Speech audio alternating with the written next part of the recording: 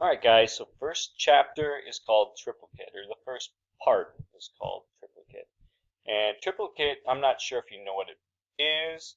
I'm sure you know what it is, but maybe not know the name. So a lot of times if people sign a contract or a document that needs to be, we need multiple copies, a lot of times the top portion is white.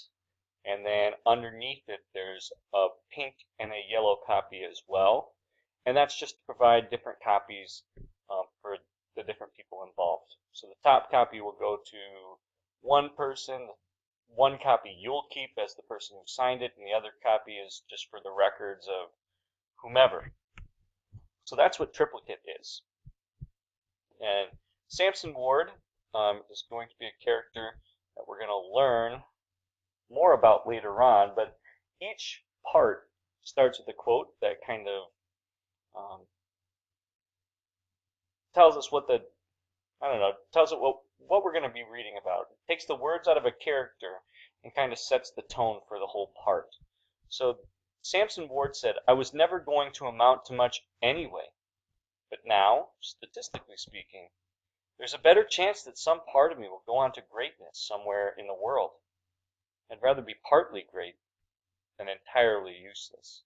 And that's kind of sad. You know, this kid probably is being unwound and is kind of trying to come to terms with it and telling himself that, you know, I've always been a screw up, and at least now I'm being unwound, which technically isn't dying. My parts are going to go to the greater good.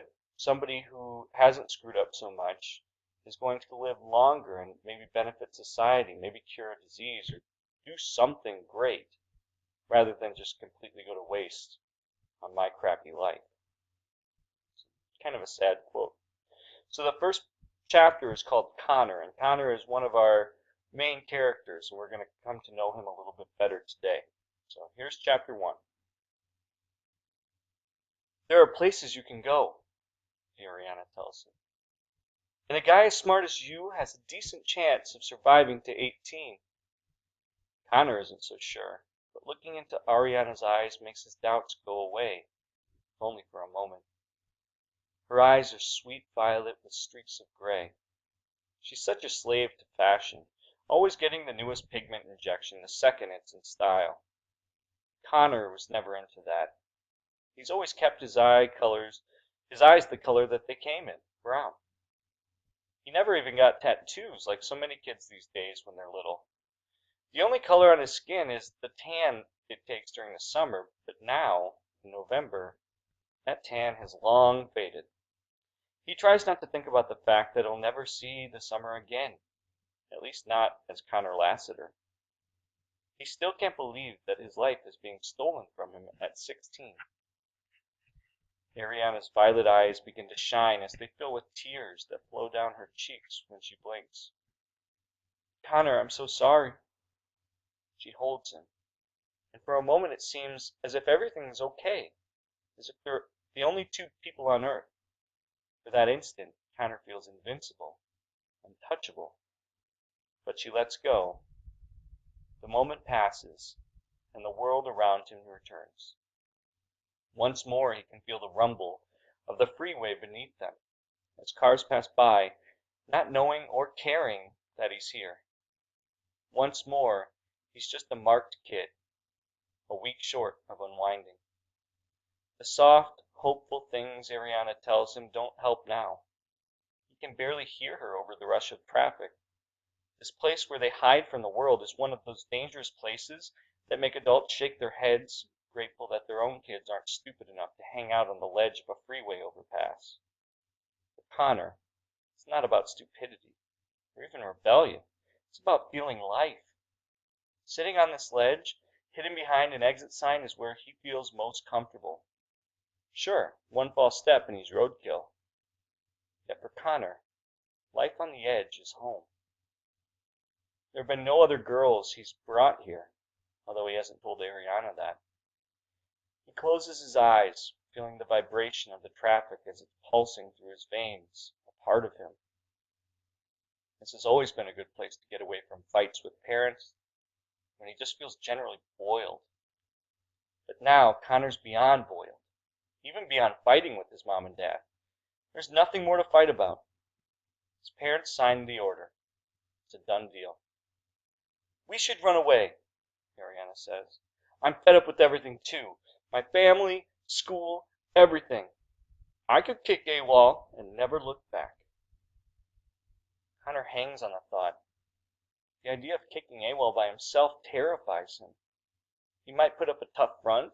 He might act like the bad boy at school, but running away on his own? He doesn't even know if he has the guts. But if Ariana comes, that's different. That's not alone. Do you mean it? Ariana looks at him with magical eyes. Sure I do. I could leave here. If you asked me. Connor knows this is major. Running away with an Unwind, that's commitment. The fact that you would do it moves him beyond words. He kisses her, and in spite of everything going on in his life, Connor suddenly feels like the luckiest guy in the world. He holds her, maybe a little too tightly, because she starts to squirm. It just makes him want to hold her even more tightly, but he fights that urge and lets go. She smiles at him. AWOL, she says. What does that mean anyway? It's an old military term or something, Connor says. It means absent without leave.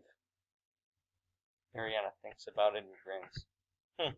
More like alive without lectures. Connor takes her hand, trying not to squeeze it too tightly. She said she'd go if he asked her.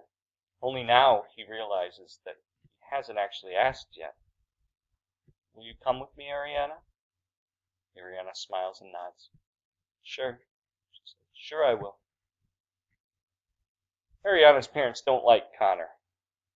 We always knew he'd be an Unwind, you can just hear them saying. You should have stayed away from that Lassiter boy. He was never Connor to them, he was always just that Lassiter boy. They think that just because he's been in and out of disciplinary school, they have a right to judge him. Still, when he walks her home that afternoon, he stops short of her door, hiding behind a tree, and she goes inside. Before he heads home, he thinks of how hiding is now going to be a way of life for both of them. Home. Connor wonders how he can call the place he lives home when he's about to be evicted, not just from the place he sleeps, but from the hearts of those who are supposed to love him. His father sits in a chair watching the news as Connor enters. Hi, Dad. His father points at some random carnage on the news. Clappers again. What'd they hit this time? They blew up an Old Navy in the North Akron Mall. Says Connor. You'd think they'd have better taste. I don't find that funny. Connor's parents don't know that Connor knows he's being unwound. He wasn't supposed to find out, but Connor's always been good at ferreting out secrets. 3 weeks ago, while looking for a stapler in his dad's home office, he found airplane tickets to Bahamas. They were going on a family vacation over Thanksgiving. One problem, though. There were only 3 tickets. His mother, his father, his younger brother. No ticket for him. At first, he just figured the ticket was somewhere else, but the more he thought about it, the more it seemed wrong. So, Connor went looking a little deeper. His parents were out, and he found it. The Unwind order. It had been signed in old-fashioned triplicate. The white copy was already gone, off with the authorities. The yellow copy would accompany Connor to his end, and the pink would stay with his parents, as evidence of what they'd done. Perhaps they'd frame it and hang it alongside his first-grade picture. The date on the order was the day before the Bahamas trip. He was going off to be unwound, and they were going on vacation to make themselves feel better about it. The unfairness of it made Connor want to break something. It made him want to break a lot of things. But he didn't. For once, he held his temper. and aside from a few fights in school that weren't his fault, he kept his emotions hidden. He kept what he knew to himself. Everyone knew that an Unwind order was irreversible, so screaming and fighting wouldn't change a thing. Besides, he found a certain power in knowing his parents' secret. Now the blows he could deal them were so much more effective. Like the day he brought flowers home for his mother, and she cried for hours. Like the B+ he brought home on a science test. Best grade he ever got in science. He handed it to his father, who looked at it, the color draining from his face. "See, Dad, my grades are getting better. I could even bring my science grade up to an A by the end of the semester." An hour later, his father was still sitting in a chair, clutching the test in his hand and staring blankly at the wall. Connor's motivation was simple. Make them suffer. Let them know for the rest of their lives what a horrible mistake they made. But there was no sweetness to this revenge, and now 3 weeks of rubbing it in their faces has made him feel no better. In spite of himself, he's starting to feel bad for his parents, and he hates that he feels that way. "Did I miss dinner?" His father doesn't look away from the TV. "Your mother kept a plate for you." Connor heads towards the kitchen, but halfway there he hears, "Connor?" He turns to see his father looking at him. Not just looking, but staring. He's going to tell me now, Connor thinks. He's going to tell me they're unwinding me and then break down in tears and go on and on about how sorry he is about it all. If he does, Connor just might accept the apology. He might even forgive him and then tell him that he doesn't plan to be here when the juvie cops come to take him away. But in the end, all his father says is, "Did you lock the door when you came in?" "I'll do it now." Connor locks the door and then goes to his room, no longer hungry for whatever it is his mother saved for him. At 2 in the morning, Connor dresses in black and fills a backpack with things that really matter to him. He still has room for 3 changes of clothes. He finds it amazing that when it comes down to it, how few things are worth taking. Memories, mostly. Reminders of a time before things went so wrong between him and his parents, between him and the rest of the world. Connor peeks in on his brother, thinks about waking him to say goodbye, and then decides it's not a good idea. He silently slips out into the night. He can't take his bike because he had installed an anti-theft tracking device. Connor never considered that he might be the one stealing it. Ariana has bikes for both of them. Ariana's house is a 20-minute walk to take the conventional route. Suburban Ohio neighborhoods never have streets that go in straight lines, so instead he takes a more direct route through the woods and makes it there in 10. The lights in Ariana's house are off. He expected this. It would have been suspicious if she had stayed awake all night. Better to pretend she's sleeping, so she won't alert any suspicion. He keeps his distance from the house. Ariana's yard and front porch are equipped with a motion sensor light that comes on whenever anything moves into range. They're not meant to scare off wild animals and criminals. Ariana's parents are convinced that Connor is both. He pulls out his phone and dials the familiar number. From where he stands in the shadows on the edge of the backyard, he can hear it ring in her room upstairs. Connor disconnects quickly and ducks farther back into the shadows for fear that Ariana's parents might be looking out their windows. That is, what is she thinking? Ariana is supposed to leave her phone on vibrate. He makes a wide arc around the edge of the backyard, wide enough not to set off the lights, and although the light comes on when he steps into the front porch, only Ariana's bedroom faces that way. She comes to the door a few moments later, opening it not quite wide enough for her to come out, or for him to go in. "Hi, are you ready?" asks Connor. Clearly she's not. She wears a robe over her satin pajamas. "You didn't forget, did you?" No, I didn't forget." "So hurry up. The sooner we get out of here, the more of a lead we'll get before anyone knows we're gone. Connor, she says, here's the thing. And the truth is right there in her voice.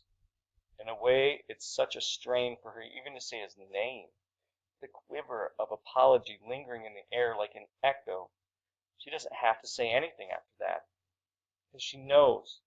He knows, but he lets her say it anyway. Because he sees how hard it is for her. He wants it to be. He wants it to be the hardest thing she's ever done in her life.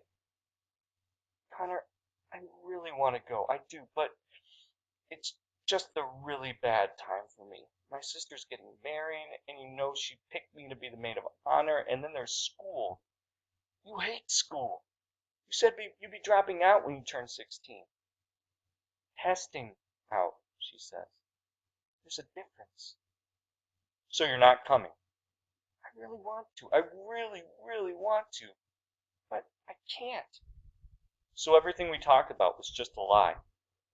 No, says Ariana. It was a dream. But reality got in the way. That's all. And running away doesn't solve anything. Running away is the only way to save my life. Connor hisses. I'm about to be unwound, in case you forgot. She gently touches his face. I know, she says, but I'm not. Then a light comes on at the top of the stairs, and reflexively Ariana closes the door a few inches. Ari, Connor hears her mother say. What is it? What are you doing at the door?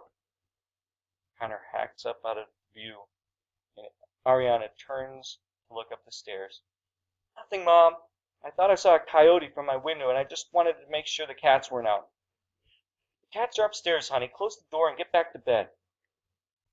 So I'm a coyote, says Connor. Shh, says Ariana, closing the door until there's just a tiny slit, and all I can see is the edge of her face and a single violet eye. You'll get away. I know you will. Call me once you're somewhere safe. Then she closes the door. Connor stands there for the longest time, until the motion sensor light goes out. Being alone had not been part of his plan, but he realizes it should have been. When the moment his parents signed those papers, Connor was alone. He can't take the train. He can't take the bus.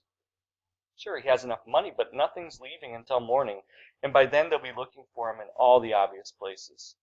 Unwinds on the run are so common these days that they have a whole team of juvie cops dedicated to finding them, and the police have it down to an art. He knows he'll be able to disappear in a city because there are so many faces. You never see the same one twice. He knows he can also disappear in the country where people are so few and far between.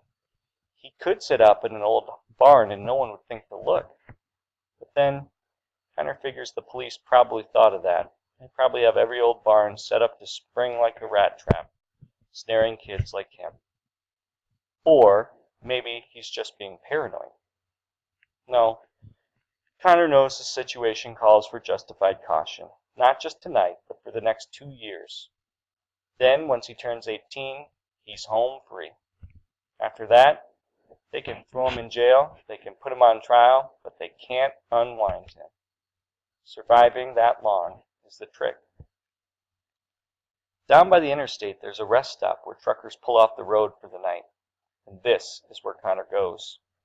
He figures he can still slip in the back of an 18-wheeler, but he quickly learns that truckers keep their cargo locked. He curses himself for not having it forethought enough to consider that. Thinking ahead has never been one of Connor's strong points. If it was, he might not have been here. He might not have gotten into the various situations that have plagued him over the past few years.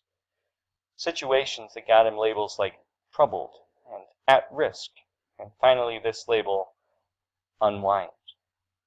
There are about 20 parked trucks and a brightly lit diner where half a dozen truckers eat. It's 3:30 in the morning. Apparently truckers have their own biological clocks. Connor watches and waits. Then at about 3:45, a police cruiser silently pulls into the truck stop. No lights, no siren. It slowly circles the lot like a shark. Connor thinks he can hide until he sees a second police car pulling in. There are too many lights over the lot for Connor to hide in the shadows, and he can't bolt without being seen in the bright moonlight. A patrol car comes around the far end of the lot. In a second, its headlights will be on him. So he rolls beneath the truck and prays the cops haven't seen him. He watches as the patrol car's wheels slowly roll past. On the other side of the 18-wheeler, the second patrol car passes in the opposite direction. Maybe this is just a routine check, he thinks. Maybe they're not looking for me. The more he thinks about it, the more he convinces himself that's the case. They can't know he's gone yet. His father sleeps like a log, and his mother never checks on Connor during the night anymore. Still, the police cars circle. And from the spot beneath the truck, Connor sees the driver's door of another 18-wheeler open. No, it's not the driver's door. It's the door of the bedroom behind the cab. The trucker emerges, stretches, and heads towards the truck stop bathrooms, leaving the door ajar. In the hairbreadth of a moment, Connor makes the decision and bolts from his hiding spot, racing across the lot to the truck. Loose gravel skids out from under his feet as he runs. He doesn't know where the cop cars are anymore, but it doesn't matter. He has committed himself to this course of action and has to see it through. As he nears the door, he sees headlights arcing around him, turn toward him. He pulls the door open to the truck's sleeper, hurls himself inside, and pulls the door closed behind him. He sits on a bed not much bigger than a cot, catching his breath. What's his next move? The trucker will be back. Connor has about 5 minutes if he's lucky. 1 minute if he's not. He peers beneath the bed. There's a space down there where he can hide, but it's blocked by 2 duffel bags full of clothes. He can pull them out, squeeze in, and pull the duffel bags back in front of him. The trucker would never know he's there. But even before he can get the first duffel bag out, the door swings open. Connor just stands there, unable to react as the trucker reaches in to grab his jacket and sees him. "Whoa, who are you? And what the hell are you doing in my truck?" A police car cruises slowly past behind him. "Please," Connor says, his voice suddenly squeaky like it was before his voice changed. "Please don't tell anyone. I've got to get out of this place." He reaches into his backpack, fumbling, and pulls out a wad of bills from his wallet. "You want money? I've got money. I'll give you all I've got." "I don't want your money," the trucker says. "All right, then what?" Even the dim light, trucker must see the panic in Connor's eyes, but he doesn't say a thing. "Please," Connor says again. "I'll do anything you want." The trucker looks at him in silence for a moment more. "That's so," he finally says. Then he steps inside and closes the door behind him. Connor shuts his eyes, not daring to consider what he's just gotten himself into. The trucker sits beside him. "What's your name?" "Connor." Then he realizes a moment too late he should have given a fake name. The trucker scratches his beard stubble and thinks for a moment. "Let me show you something, Connor." He reaches over, and Connor grabs all things, a deck of cards from a little pouch hanging next to the bed. "You ever see this?" And the trucker takes a deck of cards in one hand and does a skillful one-handed shuffle. "Pretty good, huh?" Connor, not knowing what to say, just nods. "How about this?" And the trucker takes a single card with the sleight of hand and makes the card vanish into thin air. Then he reaches and pulls the card right out of Connor's shirt pocket. "You like that?" Connor lets out a nervous laugh. "Well, those tricks you saw," the trucker said, "I didn't do them." "I don't know what you mean." The trucker rolls up his sleeve to reveal the arm which had done the tricks had been grafted at the elbow. "10 years ago, I fell asleep at the wheel," the trucker tells him.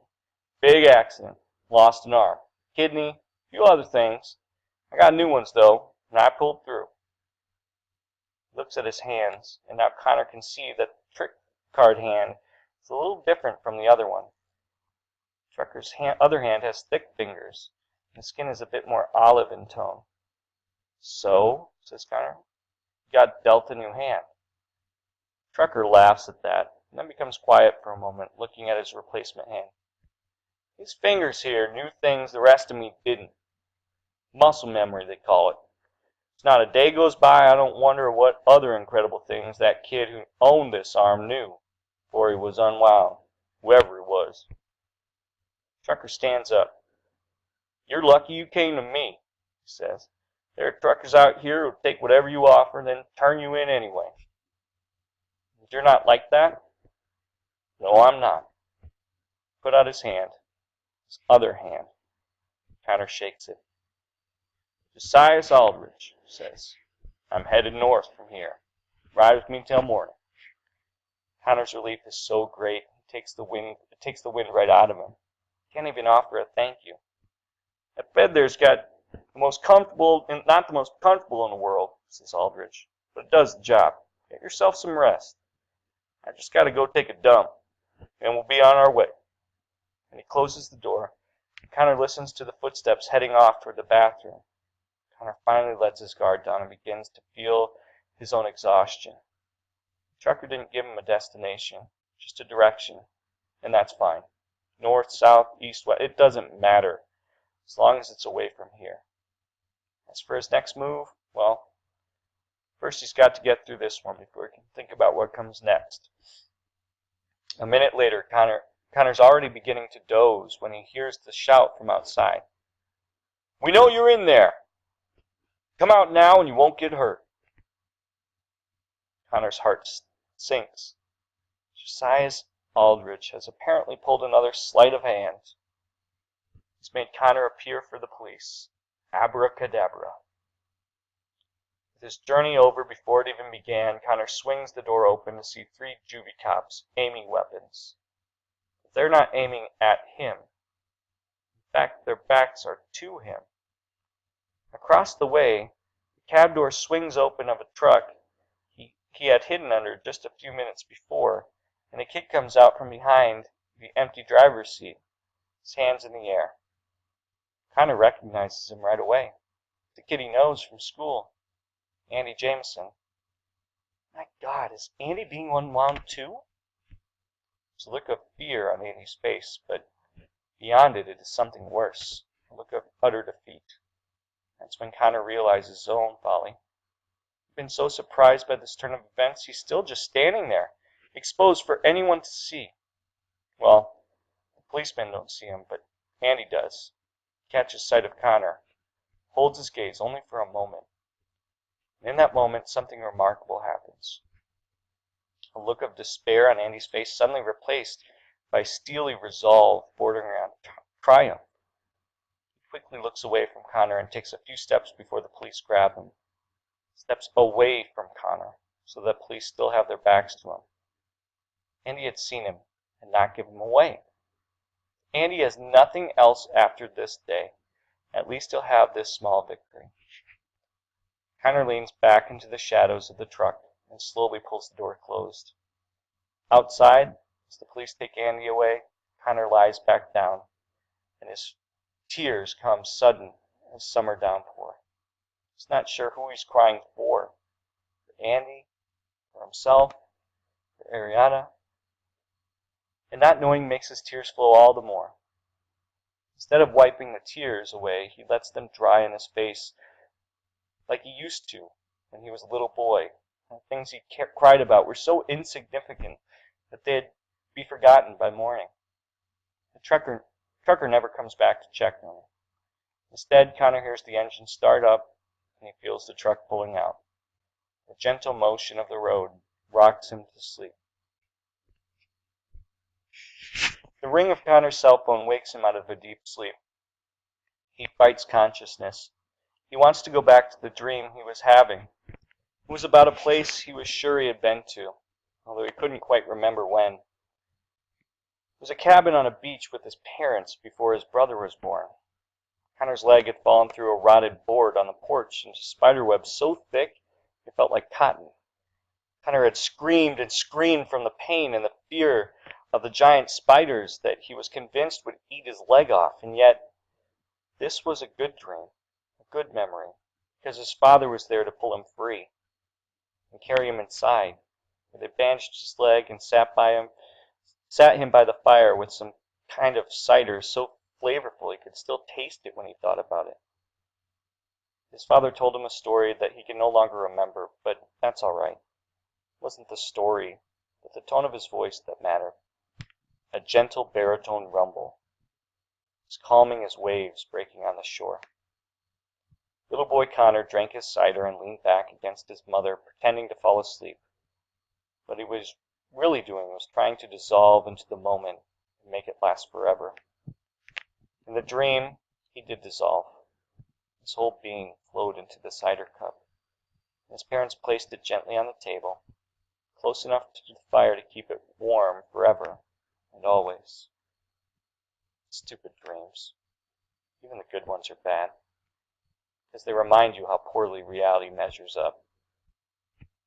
His cell phone rings again, chasing away the last of the dream, and Connor almost answers it.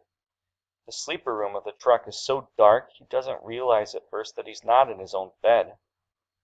The only thing that saves him is that he can't find his phone.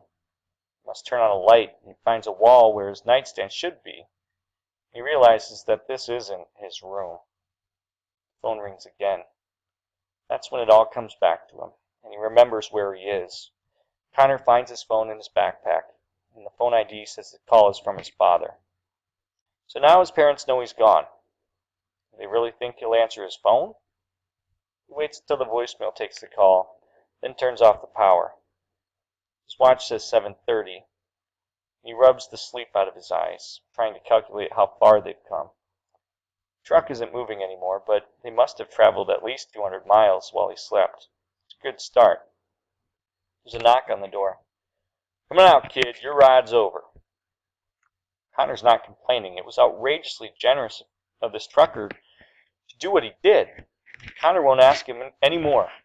He swings the door open and steps out to thank the man, but it's not Josias Aldridge at the door. Aldridge is a few yards away being handcuffed, and in front of Connor is a policeman, a juvie cop wearing a smile as big as all outdoors. Standing 10 yards away is Connor's father, holding the cell phone that had just called from. "It's over, son," the father says. It makes Connor furious.